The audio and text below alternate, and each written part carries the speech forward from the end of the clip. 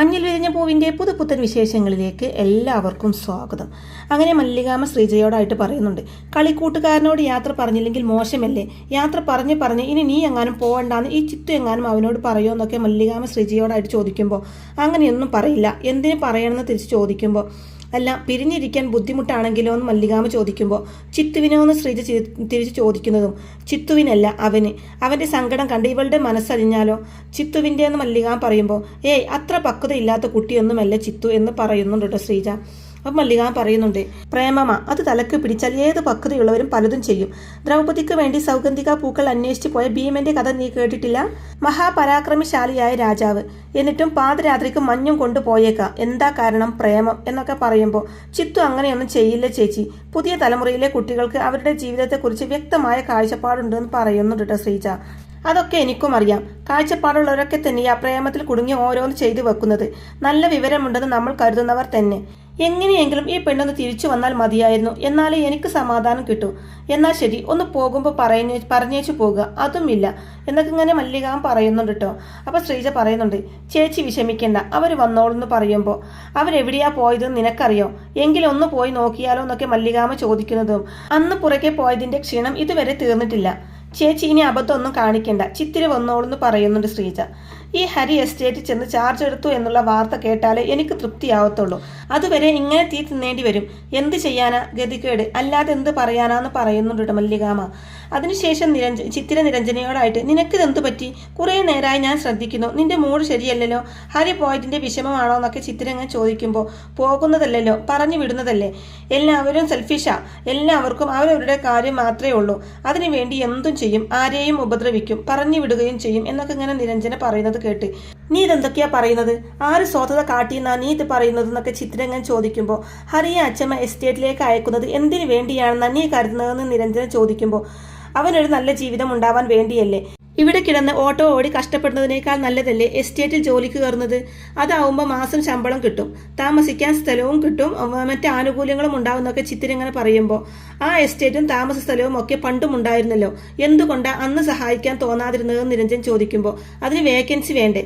അതൊരു കമ്പനിയല്ലേ നീരു, കമ്പനിക്ക് കമ്പനിയുടേതായ നിയമങ്ങളില്ലേ എന്നൊക്കെ പറയുന്നുണ്ട് ചിത്തിര. അപ്പൊ നിരഞ്ജന പറയുന്നുണ്ട്, അങ്ങനെ വിശ്വസിക്കുന്നത് നിന്റെ വിവരക്കേട്, ഞാനത് വിശ്വസിക്കില്ല. ഹരിക്ക് ജോലി കൊടുത്ത് അങ്ങോട്ട് അയക്കുന്നത് അവനെ രക്ഷിക്കാനുമല്ല, ഇവിടുന്ന് മാറ്റാനാ, നിന്റെ അടുത്തുനിന്ന് മാറ്റാൻ. രണ്ടുപേരും രണ്ടു സ്ഥലത്തായാൽ എല്ലാം മറക്കുമല്ലോ, അതിനാ ഈ നാടകം എന്ന് പറയുന്നുണ്ട് നിരഞ്ജന. അതിന് ഞങ്ങൾക്കിടയിൽ ഒന്നുമില്ലല്ലോ എന്ന് ചിത്തിര പറയുന്നതും ഇല്ലെന്ന് നിനക്കറിയാം, നിന്റെ അച്ഛമ്മയ്ക്ക് അതറിയില്ലല്ലോ. അച്ഛമ്മ നിങ്ങളെ രണ്ടുപേരെയും പേടിക്കുന്നുണ്ട്, അത് ഒഴിവാക്കണം. അതിന് കണ്ടുപിടിച്ച ബുദ്ധിയ ഈ നാട് കടത്തലേ നിരഞ്ജന പറയുമ്പോൾ അച്ഛമ്മ അങ്ങനെ ചെയ്യോ? വിശ്വസിക്കാൻ പറ്റുന്നില്ല എന്ന് ചിത്തിര പറയുമ്പോൾ ഞാൻ എൻ്റെ കാതുകൊണ്ട് കേട്ടതാ പറയുന്നത്. കേട്ടപ്പോൾ എനിക്കും വിശ്വസിക്കാൻ പറ്റിയില്ല. സ്വന്തം കാര്യം വരുമ്പോൾ എല്ലാ മനുഷ്യരും ഇങ്ങനെയൊക്കെ തന്നെയായിരിക്കും പെരുമാറുന്നത്, അവർ സ്വാർത്ഥന്മാരുമായിരിക്കും. പക്ഷേ ഹരി പാവം, അവനോട് ഇത് വേണ്ടായിരുന്നു എന്ന് പറഞ്ഞ് നിരഞ്ജന മുന്നോട്ട് നടക്കുന്നതും പിടിച്ചു നിർത്തി, നീ പറഞ്ഞത് മുഴുവൻ സത്യമാണോ എന്ന് ചോദിക്കുന്നുണ്ട് ചിത്തിര. ഞാൻ എന്തിനാ നിന്നോട് നുണ പറയുന്നത്? നിന്റെ അച്ഛമ്മയടക്കം ഉള്ളിലുള്ളതെല്ലാം മറച്ചു വെച്ച് മറ്റൊരു രീതിയിലാണ് പെരുമാറുന്നത്. പക്ഷെ ഞാൻ അതൊരിക്കലും ചെയ്യില്ല എന്ന് പറയുന്നുണ്ട് നിരഞ്ജന. തുടർന്ന് ചിത്ര പറയുന്നുണ്ട്, മനഃപൂർവ്വം അവനെ ഒഴിവാക്കാൻ വേണ്ടി അച്ഛമ്മ ചെയ്യുന്നതാണെങ്കിൽ എന്താ ചെയ്യേണ്ടതെന്ന് എനിക്കറിയാമെന്ന് പറയുമ്പോൾ നീ പ്രശ്നമൊന്നും ഉണ്ടാക്കരുതെന്ന് നിരഞ്ജന പറയുന്നതും ഞാനും ഹരിയും തമ്മിൽ ഒന്നുമില്ല, അതെനിക്ക് എല്ലാവരെയും ബോധ്യപ്പെടുത്തണം എന്ന് പറഞ്ഞിട്ട് ചിത്ര അവിടുന്ന് പോവാണ് കേട്ടോ. ചിത്തിര നേരെ ഹരിയുടെ അടുത്തേക്കാണ് കേട്ടോ പോകുന്നത്. ഓടിക്കിതച്ചുകൊണ്ട് ഹരി എപ്പോഴാ പോകുന്നതെന്ന് ചോദിക്കുമ്പോൾ ഉടനെ പോണെന്ന് ഹരി പറയുന്നതും വേണ്ടാന്ന് പറയുന്നുണ്ട് ചിത്തിര. അതെന്താണെന്ന് ഹരി ചോദിക്കുമ്പോൾ പോവണ്ട, അത്ര തന്നെയെന്ന് പറയുന്നുണ്ട് ചിത്തിര. അല്ല ജോലി അച്ഛമ്മ എന്നൊക്കെ ഹരി പറയുമ്പോൾ നിനക്ക് ഞാൻ പറയുന്നത് അനുസരിക്കാൻ പറ്റുമോ ഇല്ലയോ എന്ന് ചോദിക്കുന്ന ചിത്തിരിയോട്, നിന്നെപ്പോഴാണ് ഞാൻ അനുസരിക്കാതിരുന്നിട്ടുള്ളത്? അതല്ല പ്രശ്നം, പെട്ടെന്ന് പോവണ്ടെന്ന് പറയാൻ എന്താ കാരണം എന്ന് ഹരി ചോദിക്കുമ്പോൾ കാരണമുണ്ട്, അത് പക്ഷേ നീ അറിയണ്ടാന്ന് ചിത്തിര പറയുമ്പോൾ അല്ല വീട്ടുകാരൊക്കെ ചോദിക്കില്ലേ, അപ്പോൾ എന്ത് മറുപടി പറയുന്ന ഹരി ചോദിക്കുമ്പോൾ ഞാൻ പറഞ്ഞിട്ടാണെന്ന് പറഞ്ഞാൽ മതി, അതുപോലെ ചോദിക്കുമ്പോൾ എനിക്കത് മതി, പക്ഷേ അവർക്കത് മതിയാവോ എന്ന് അറിയില്ല എന്ന് പറയുന്നുണ്ട് കേട്ടോ ഹരി. തുടർന്ന് പറയുന്നുണ്ട്, സത്യം പറയാലോ പോവാൻ എനിക്ക് ഒട്ടും ഇഷ്ടമുണ്ടായിരുന്നില്ല. ഈ നാടും നിങ്ങളെയൊക്കെ വിട്ട് വേറെ സ്ഥലത്ത് പോവാന്ന് വെച്ചാൽ പിന്നെ ഞങ്ങൾ സമ്മതിച്ചതാന്ന് പറയുന്നുണ്ട് കേട്ടോ ഹരി. അപ്പോൾ ചിത്തിര ഹരിയെ ഉപദേശിക്കുന്നുണ്ട്, നമുക്കിഷ്ടമില്ലാത്തതൊന്നും നമ്മൾ ചെയ്യരുത്, മറ്റുള്ളവരുടെ താല്പര്യങ്ങൾ പരിഗണിക്കാത്തവർക്ക് വേണ്ടി നമ്മുടെ സന്തോഷങ്ങൾ ബലി കഴിക്കാൻ നമ്മൾ തയ്യാറാവരുത്. നീ പണിയെടുത്ത് നല്ല അന്തസ്സായിട്ട് കുടുംബം പോറ്റുന്നുണ്ടല്ലോ, അത് മതി. അതിൽ കൂടുതലൊന്നും നിന്നീന്ന് ആരും പ്രതീക്ഷിക്കാൻ പാടില്ല. ഇനി അഥവാ പ്രതീക്ഷിച്ചാലും ആ പ്രതീക്ഷ നിന്റെ സ്വസ്ഥത കളയാനും പാടില്ല. നിന്റെ മാസ്റ്റർ നീയാ. ആ ജോലി വേറെ ആളെ കൊണ്ട് നീ ചെയ്യിക്കാൻ ഒരിക്കലും അനുവദിക്കരുത്. ഇപ്പോൾ മാത്രമല്ല ഒരിക്കലും എന്നൊക്കെ ചിത്ര ഉപദേശിക്കുന്നതും ശരിയെന്ന് പറയുന്നുണ്ട് ഹരി. തുടർന്ന് ചിത്ര പറയുന്നുണ്ട്, എനിക്ക് പേടിയുണ്ടായിരുന്നു ഞാൻ വന്ന് പറയുമ്പോൾ നീ സമ്മതിക്കുമോ എന്ന്. സമ്മതിച്ചല്ലോ, സന്തോഷം എന്ന് പറയുമ്പോൾ ഹരി പറയുന്നുണ്ട്, നീ പറയുമ്പോൾ അനുസരിച്ചില്ലെങ്കിൽ വേറെ ആര് പറയുമ്പോഴാണ് ഞാൻ അനുസരിക്കേണ്ടത്? അനുസരിക്കും, എന്ത് പറഞ്ഞാലും ഹരി പറയുന്നതും. അത് വെറുതെ പറയുന്ന ചിത്തിരിയോട് അല്ല സത്യമായിട്ടും അനുസരിക്കുന്ന ഹരി വീണ്ടും പറയുന്നതും.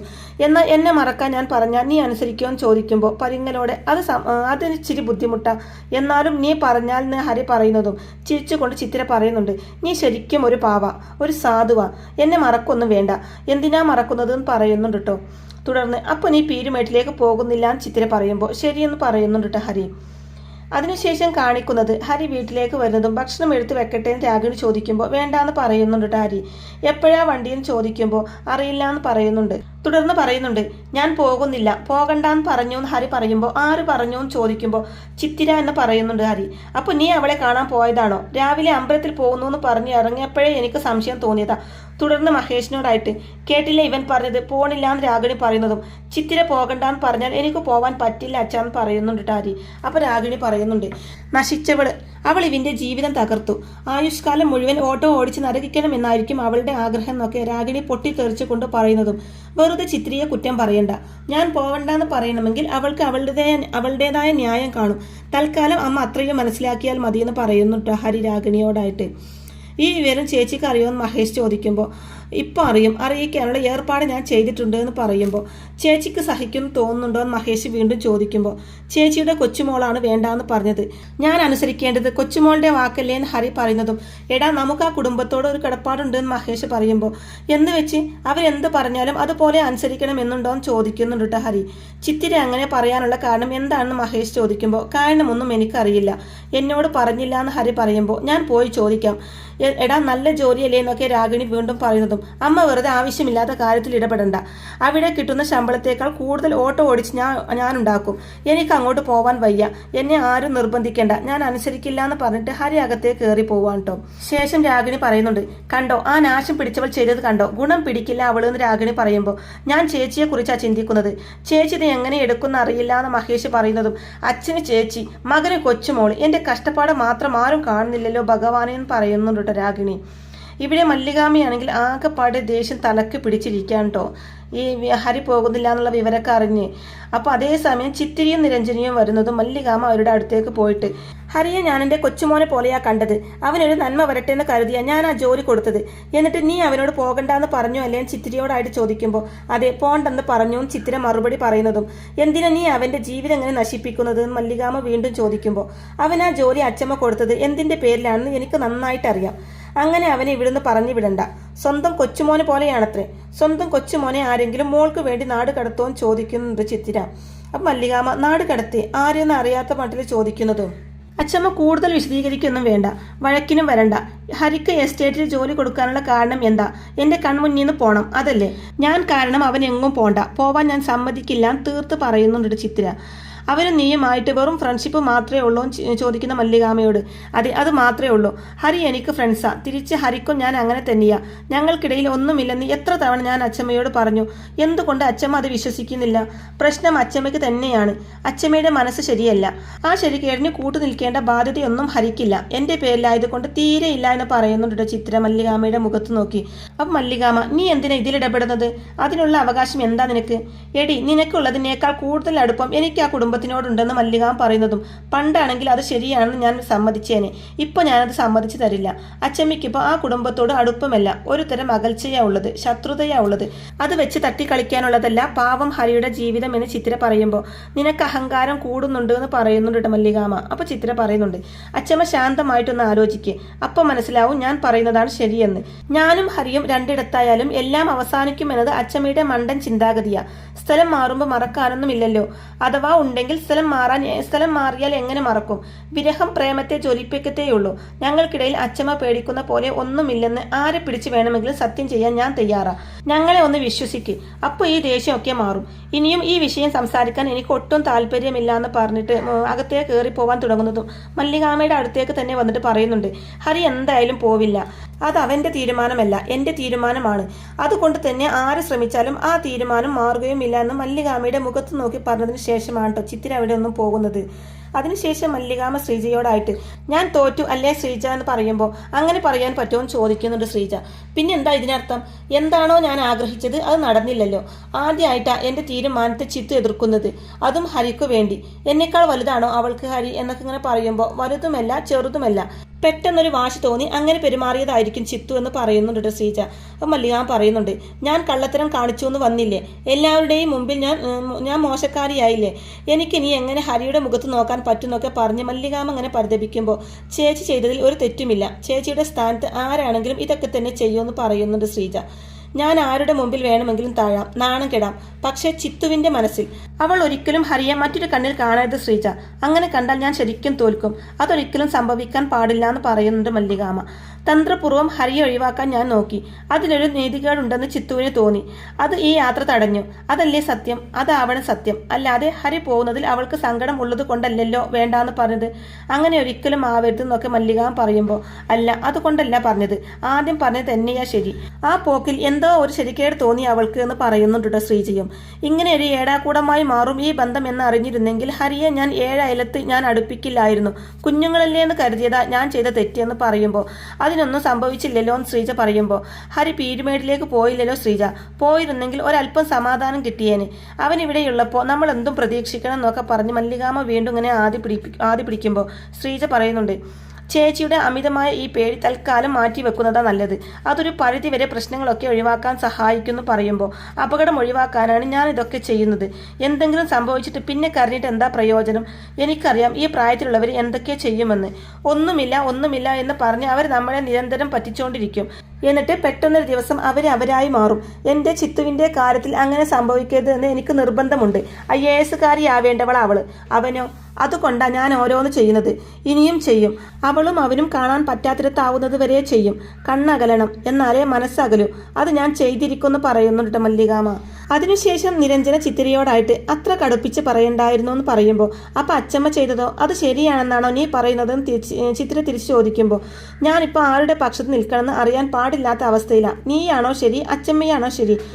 ആർക്കറിയാന്ന് പറയുന്നുണ്ട് നിരഞ്ജന. അതേസമയം ശ്രീജ അങ്ങോട്ടേ കടന്നു വന്നിട്ട് അച്ചമ്മയ്ക്ക് നല്ല വിഷമായി, മോൾ അങ്ങനെയൊന്നും അച്ചമ്മയുടെ അടുത്ത് പറയണ്ടായിരുന്നു എന്ന് പറയുമ്പോൾ പറഞ്ഞതല്ലോ, പറയിപ്പിച്ചതല്ലേ, എന്തിനാ ഞങ്ങളുടെ പുറകെ അച്ചമ്മ അങ്ങനെ നടക്കുന്നത്? അതിന് മാത്രം എന്താ ഇവിടെ ഉണ്ടായത്? ഈ ഭൂകമ്പമൊക്കെ സൃഷ്ടിച്ചത് അച്ചമ്മ ഒരാളാണെന്നൊക്കെ പറയുന്നുണ്ട് ചിത്തിര. അപ്പോൾ ശ്രീജ പറയുന്നുണ്ട്, അതെന്ത് വേണമെങ്കിലും ആയിക്കോട്ടെ, എന്നാലും ഹരിയുടെ ജോലി കളയുന്നതൊക്കെ ശരിയാണോ? ഇനി ഈ അടുത്ത കാലത്തൊന്നും ഇങ്ങനെ ഒരു ഒഴിവ് വരാൻ പോകുന്നില്ലെന്ന അച്ചമ്മ പറയുന്നതെന്നൊക്കെ ശ്രീജ പറയുമ്പോൾ ശ്രീജേച്ചി എസ്റ്റേറ്റ് അച്ചമ്മയുടേതാ, തൊഴിലാളികളുടെ പേരിലൊരു സൊസൈറ്റി ഉണ്ടാക്കി അതിന്റെ ഭരണം അവർക്ക് കൈമാറിയെന്ന് കരുതി അച്ചമ്മയുടെ സ്വാധീനമൊന്നും ഇല്ലാതാവുന്നില്ല. അച്ചമ്മ വിചാരിച്ചാൽ എപ്പോഴും അവിടെ ഒരു വേക്കൻസി ഉണ്ടാക്കാനും പറ്റും, അത് കൊടുക്കാനും പറ്റും ചിത്തിര പറയുമ്പോൾ അങ്ങനെയല്ലെന്ന അച്ചമ്മ പറയുന്നതെന്ന് പറയുന്ന ശ്രീജയോട്.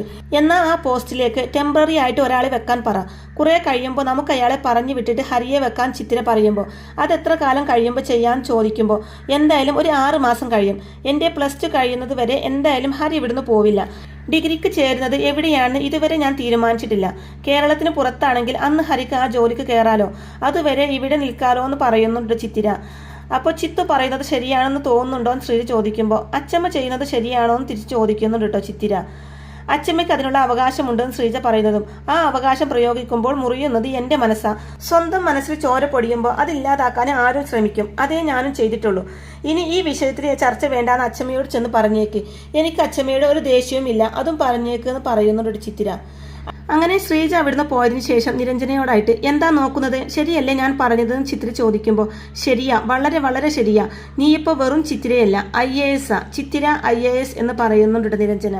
അതിനുശേഷം ഭാർഗവൻ ചേട്ടൻ ഹരിയോടായിട്ട് പറയുന്നുണ്ട്, എന്താണോ നടക്കണമെന്ന് ഞാൻ ആഗ്രഹിച്ചത് അത് തന്നെ നടന്നു, നീ ഭാഗ്യവാനാടാ, അവൾ നിന്നെ സ്നേഹിക്കുന്നുണ്ടെന്ന് ഭാർഗവൻ ചേട്ടൻ പറയുന്നതും അപ്പോൾ ഹരി പറയുന്നുണ്ട്, അതുകൊണ്ടൊന്നും അല്ല ചേട്ടാന്ന് ഹരി പറയുമ്പോൾ പിന്നെ എന്തുകൊണ്ടാണെന്ന് ഭാർഗവൻ ചേട്ടൻ ചോദിക്കുമ്പോൾ എന്നെ ബോധപൂർവ്വം ഇവിടുന്ന് മാറ്റിയാണെന്ന് അറിഞ്ഞപ്പോൾ അവൾക്ക് വിഷമം തോന്നിയെന്ന് ഹരി പറയുന്നതും അത് അവൾ നിന്നോട് പറയുന്ന കാരണം, യഥാർത്ഥ കാരണം വേറെയാണെങ്കിലോ എന്ന് ഭാർഗവൻ ചേട്ടൻ ചോദിക്കുമ്പോൾ ഒരിക്കലുമല്ല, അവളുടെ മനസ്സിൽ ചേട്ടൻ പറയുന്നത് പോലെ ഒന്നുമില്ലാന്ന് പറയുന്നുണ്ട് ഹരി. അപ്പോൾ ഭാർഗവൻ ചേട്ടൻ പറയുന്നുണ്ട്, നമുക്ക് നോക്കാം, ഈ ഭാർഗവൻ ഓടിക്കുന്നത് ഓട്ടോയാണെങ്കിലും മനുഷ്യ മനസ്സുകളെ എടുത്ത് കുറെ അമ്മാനമാടിയിട്ടുള്ളവനാ. എൻ്റെ അനുഭവം വെച്ച് പറയാം, ഇത് അതിലേ വന്നു നിൽക്കൂ പ്രേമത്തിൽ എന്ന് പറയുന്നുണ്ട് ഭാർഗവൻ ചേട്ടൻ. അപ്പോൾ ഭാർഗവൻ ചേട്ടൻ ഇങ്ങനെ പറയുന്നത് കേട്ടിട്ട് ഒന്നും മിണ്ടാതെ നോക്കിക്കൊണ്ട് നിൽക്കുന്ന ഹരിയെയും കാണിച്ചു കൊണ്ടാണ് കേട്ടോ ഇന്നത്തെ ഈ ഒരു എപ്പിസോഡ് അവസാനിക്കുന്നത്. അങ്ങനെ മഞ്ഞിൽ വിരിഞ്ഞ പൂവിൻ്റെ വളരെ ത്രില്ലിംഗ് ആയിട്ടുള്ള നല്ല അടിപൊളി എപ്പിസോഡുകളൊക്കെ ആയിരിക്കും കേട്ടോ ഇനി വരാനിരിക്കുന്നത്. അപ്പോൾ ഈ റിവ്യൂ ഇഷ്ടമായിട്ടുണ്ടെങ്കിൽ വീഡിയോ ലൈക്ക് ചെയ്യാനും ചാനൽ കൂടി ഒന്ന് സബ്സ്ക്രൈബ് ചെയ്ത് സപ്പോർട്ട് ചെയ്യാനും മറക്കല്ലേ ഫ്രണ്ട്സ്. താങ്ക്